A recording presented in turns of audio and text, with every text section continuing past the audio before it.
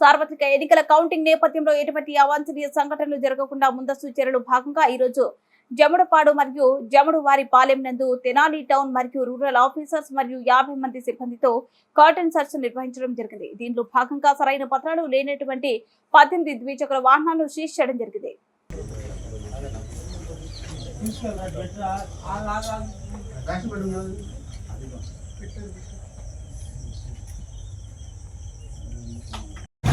ఈ రోజున గుంటూరు జిల్లా ఎస్పీ గారి ఆదేశాల మేరకు అలాగే తెనాలి డిఎస్పీ గారి పర్యవేక్షణలో తెనాలి రూరల్ సిఐ నేను, 2 టౌన్ సిఐ గారు, అలాగే కొల్లిపర్ ఎస్ఐ గారు, తెనాలి రూరల్ ఎస్ఐ గారు, టౌన్లో అదర్ ఎస్ఐలు కలిపి మా సిబ్బంది అందరితో కలిసి ఈ ఊళ్ళో కార్డన్ సెర్చ్ ప్రోగ్రాం చేయడం జరిగింది.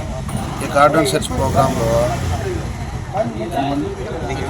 17 బండ్లు మొత్తం సరైన డాక్యుమెంట్స్ లేని కారణంగా 17 బండ్లు సీజ్ చేయడం జరిగింది. తదుపరి దాని ఓనర్స్ ఏదన్నా దానికి సరైన పత్రాలు తీసుకొని వచ్చి వాళ్ళ బండి వాళ్ళదే నిరూపించుకుంటే దానికి తగిన ప్రొసీజర్ ఫాలో అయ్యి వాళ్ళకి బండి ఇవ్వడం జరుగుతుంది. లేనిచో ఆ బండ్లు సీజ్ చేసి తదుపరి యాక్షన్ తీసుకోవడం జరుగుతుంది.